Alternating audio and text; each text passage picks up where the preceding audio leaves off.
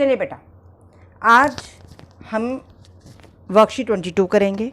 इसमें हम बहुत ही एक इम्पॉर्टेंट, पेपर के पॉइंट ऑफ व्यू से भी इम्पॉर्टेंट और बड़ी ही इंटरेस्टिंग एक थ्योरम सीखेंगे, जिसे हम कहते हैं आधारभूत समानुपातिका प्रमेय, और इंग्लिश में कहें तो बेसिक प्रोपोर्शनैलिटी थ्योरम, BPT के नाम से भी इसे जाना जाता है।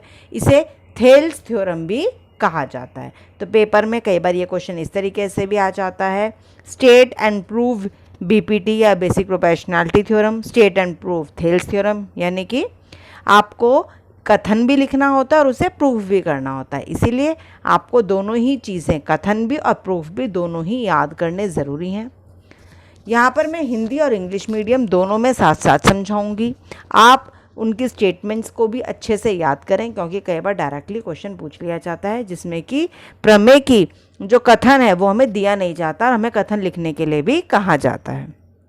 तो आइए देखते हैं basic proportionality theorem, BPT theorem यानी कि थेल्स थ्योरम या आधारभूत समानुपातिका प्रमेय। कथन देखें तो यदि किसी त्रिभुज की एक भुजा के समांतर अन्य दो भुजाओं को भिन्न भिन्न बिंदुओं पर प्रतिच्छेद करने के लिए एक रेखा खींची जाए तो यह अन्य दो भुजाएं एक ही अनुपात में विभाजित हो जाती हैं। स्टेटमेंट देखें इंग्लिश में अब एक बार। If a line is drawn parallel to one side of a triangle to intersect the other two sides in distinct points, the other two sides are divided in the same ratio. अगर हम इस चीज़ को समझने की कोशिश करें तो क्या समझा रहा है कि कोई ट्राइंगल है ये, और ये ट्राइंगल है ABC। अगर हम कोई लाइन ड्रॉ करते हैं, ये लाइन मैंने ड्रॉ करी है DE, जो कि समांतर है यानी कि पैरेलल है BC के, तो जिस रेशियो में D पॉइंट AB को डिवाइड करेगा उसी रेशियो में E पॉइंट AC को भी डिवाइड करेगा। ठीक है, तो इस थ्योरम में हमें क्या दिया है, ट्राइंगल ABC, एक लाइन जो कि BC, एक line parallel to the side BC जो कि इंटरसेक्ट करती है, जो कि लाइन है DE, जो कि इंटरसेक्ट करती है साइड AB को और AC को, किस पॉइंट पर, D पर और E पर। यही चीज़ अब हम देखें।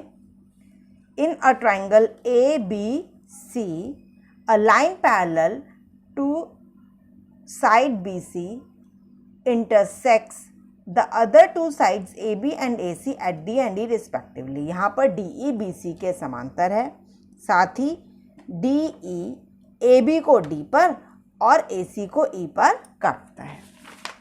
आगे देखें, इसमें हमें सिद्ध क्या करना है। इसमें हमें सिद्ध करना है कि AD बटे में DB बराबर है AE बटे में EC। जैसा कि मैंने कहा था, ये D पॉइंट AB को जिस रेशियो में विभाजित करेगा यानी कि AD बटा DB, उसी रेशियो में E पॉइंट AC को विभाजित करेगा यानी कि AE बटा EC होगा, बराबर होंगे ये।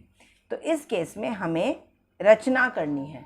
अब हमें क्या रचना करनी है, हमें ये रचना करनी है कि B और E को हमें मिलाना है। अब हम B को और E को मिला देंगे और C और D को मिलाएंगे।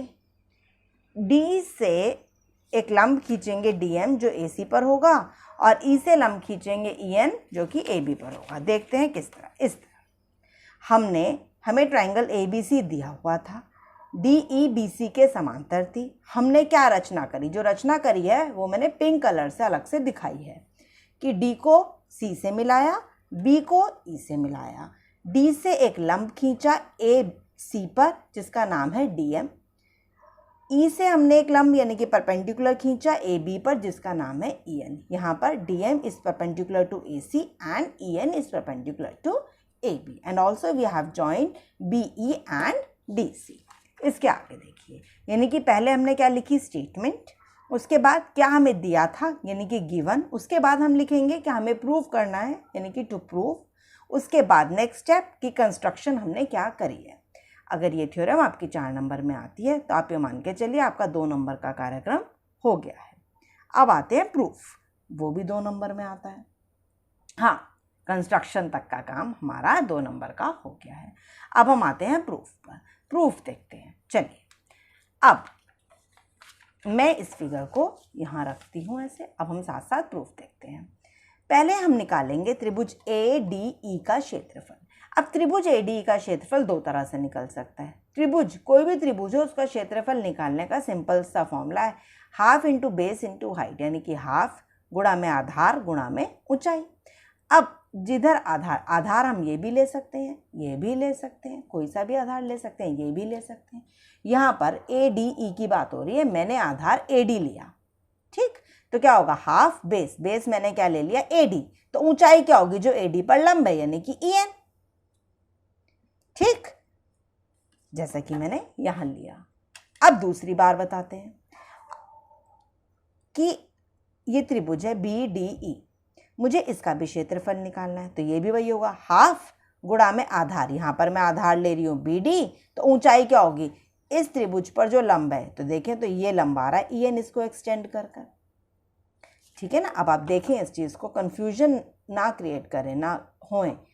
ये देखिए, अगर ये बेस है, ये हाइट है, लेकिन अब देखें अगर इस तरीके का त्रिभुज बन रहा है, ऑब्ट्यूज एंगल बन रहा है, तो इस केस में अगर हम इसे आधार लेते हैं तो हाइट क्या होगी, इसी को टेढ़ी हाइट थोड़ी आएगी। हाइट यानी कि कितनी दूरी पर है, तो उसमें हम ये ऐसे परपेंडिकुलर बनाते हैं। तो जो लंब है, परपेंडिकुलर है, ये इस साइड के बाहर भी हो सकता है, जैसा कि इसके केस में। और आप ध्यान से देखें तो ये BDE, ये देखिए ये है। अब इसमें ये एक ऑब्ट्यूज एंगल, अधिक कोण वाला त्रिभुज ही है ये। तो इसका जो, अगर हम ये वाला बेस ले रहे हैं तो इस पर जो लंब है, ये साइड, ये भी यही साइड है, साइड तो दोनों तरफ से जितनी मर्जी एक्सटेंड कर लो, तो ये हमारा लंब है, तो यही हमारी इसके लिए हाइट आ रही है। तो क्या होगा, हाफ इंटू बेस क्या है BD इंटू हाइट क्या है EN, ये आ गया। अब दोबारा, अब हम इधर की तरफ से देखना चाहते हैं, दोबारा से हम पहले ये वाला त्रिभुज ही लेंगे, तो वही half into base into height. इसके इसमें हाफ बेस यानी कि आधार क्या है AE ले रहे हैं, हाइट इसके ऊपर क्या है DM। फिर ये वाला त्रिभुज लेंगे DEC, तो हाफ बेस ले रहे हैं हम यहाँ पे EC, और इस पे लंब क्या है, ये आगे जाके, तो हमारा हाइट आ जाएगी DM। तो इसका मतलब हमारे पास, जब हमने ये वाला त्रिभुज लिया तो हमारी ये हाइट आ गई, जब हमने ये वाला त्रिभुज लिया था तो ये हाइट थी। इस तरीके से हमने करके चारों के हमने एरिया निकाल लिए। AD का हमने एरिया दो बार निकाला, एक बार इधर की तरफ से देखा और एक बार हमने इधर की तरफ से देखा। तो half into base into height की सहायता से हमारे पास ये चार इक्वेशन आ गई। पहले हम इन दोनों को डिवाइड करेंगे, हाफ एरिया ADE का बटे में एरिया BDE का, तो ये बटे में ये, जरा देखें तो हाफ से हाफ कट गया, EN से EN कट गया, बचेगा क्या AD बटे में BD। फिर हम इन दोनों को लेंगे, एरिया ADE का और एरिया DEC का, तो वो क्या हो जाएगा, half into AE into DM बटे में half into EC into DM। Half से हाफ कट गया, DM से DM कट गया, आएगा क्या AE बटे में EC। अब अगर हम ध्यान दें तो हमारे पास क्या चीज़ है, हमारे पास आया है कि ज़रा अगर हम दोनों को देखें तो हमारे पास ये देखिए, ये है ADE के सेम ही चीज़ है, बराबर होते हैं, लेकिन ये जो एरिया DEC है और ये जो एरिया BDE है ये भी मेरे बराबर हैं। अब ये बराबर कैसे हैं, ये देखिए, DEC यानी कि ये वाला एरिया और BDE यानी कि ये वाला एरिया। जरा ये दोनों ही त्रिभुज देखें तो ये सेम आधार DE पर बने हुए हैं और सेम ही समांतर रेखाओं DE और BC के बीच में आ रहे हैं। इसका मतलब इनका क्षेत्रफल भी बराबर होगा, और इसी से, क्योंकि BDE और DEC एक ही आधार तथा एक ही समांतर रेखाओं BC और DE के बीच में बने हुए दो त्रिभुज हैं, तो ये क्षेत्रफल में बराबर होंगे, यानी कि एरिया BD और एरिया DEC बराबर होगा। और एरिया EDE और एरिया ED दोनों एक ही नाम है, तो ये तो बराबर है ही। इसका मतलब ये लेफ्ट हैंड साइड दोनों बराबर हो गई। अगर किसी इक्वेशन की लेफ्ट हैंड साइड्स इक्वल हो गई तो इनकी राइट हैंड साइड भी आपस में इक्वल हो गई, यानी कि AD बटा BD बराबर हो गया AE बटा EC के, यानी कि AD बटा BD बराबर है AE बटा EC के। यही चीज़ हमें प्रूव करनी थी। अब इसी चीज़ को कई बार इस तरीके से भी आगे इसी का एक एक्सटेंशन बता रहे हैं। मान लीजिए हमें दे रखा है, यही दे रखा है कि AD बटा DB है और इधर AE बटा EC है। अगर मैं दोनों तरफ +1 कर दूं तो कोई फ़र्क थोड़ी पड़ेगा, सेम ही टर्म रहेगी, सेम ही चीज़ रहेगी। हमने दोनों तरफ +1 कर दिया तो ये क्या हो जाएगा AD जमा DB बटे में DB, और ये हो जाएगा AE जमा EC बटे में EC। ये हो गया हमारे पास। अब AD बटा DB क्या होता है ज़रा देखें। AD और DB क्या है, ये AB और ये रह गया DB। AE बटा EC क्या है, AC बटा EC। इस चीज़ को हम ऐसे भी कर सकते हैं। तो इसी तरीके से +1 या रिवर्स करके +1 करवाएं। तो ये कुछ क्वेश्चंस को हमें देखकर थोड़ा समझकर हम इनको आगे एक्सटेंड भी कर सकते हैं। चलिए अब आती है इसका रिवर्स, यानी कि यही जो हमने बीपीटी की थ्योरम पढ़ी इसी का विलोम देखते हैं। अब बीपीटी में क्या था कि एक ट्राइंगल था और एक लाइन पैरेलल आप ड्रॉ करते हो तो वो दो साइड्स को जिस रेशियो में काटती है वो दोनों साइड्स की रेशियो इक्वल होती है। इसमें उल्टा है, इसमें क्या है, एक if a line divides any two sides of a triangle in the same ratio, मतलब इसमें हमारे पास क्या है कि एक ट्राइंगल की बात कर रहे हैं, एक ट्राइंगल की बात कर रहे हैं, ठीक, और कोई लाइन है जो डिवाइड कर रही है, ये मान लीजिए ABC है, ये D है, ये E है। ये लाइन मैंने बनाई, ये ट्राइंगल था ABC, इसमें लाइन मैंने बनाई DE जो कि इस AB को और AC को सेम रेशियो में डिवाइड कर रही है। तो ये जो लाइन मैंने बनाई है ना, ये तीसरी साइड, एक लाइन इसकी रेशियो को और इसकी ये वाली साइड और इस साइड को तो सेम रेशियो में डिवाइड कर रही है। तो एक लाइन, दो लाइन, अब तीसरी लाइन कौन सी बची है, BC। यानी कि जब मैंने एक लाइन ड्रॉ करी है वो दो साइड्स को बराबर रेशियो में बांट रही है तो वो तीसरी साइड के पैरेलल होगी। यानी कि यदि इस ट्राइंगल ABC में AD upon DB AE upon EC के बराबर है तो DE BC के पैरेलल होगी। क्लियर है ये आपको? ये है हमारा बीपीटी का विलोम, यानी कि रिवर्स ऑफ बीपीटी। चलिए अब इस बीपीटी थ्योरम के ऊपर कुछ सवाल देखते हैं। जैसे कि ये हमें एक ट्राइंगल दे रखा है ABC और मुझसे कहा गया कि DE BC के समांतर है, यानी कि DE is parallel to BC मुझे दिया हुआ है। ठीक है, DE तो BC के पैरेलल मुझे दिया है।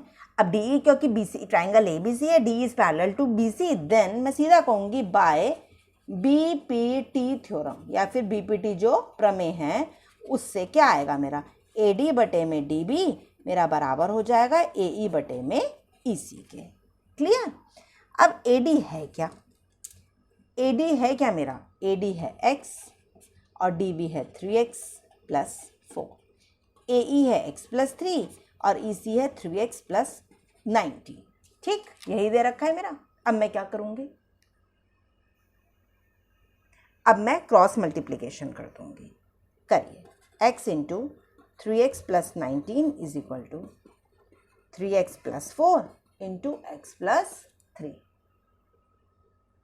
ये हो जाएगा 3x स्क्वायर प्लस 19x और ये हो जाएगा 3x square plus 4x plus 9x plus 12। 3x square दोनों साइड है, कट गया।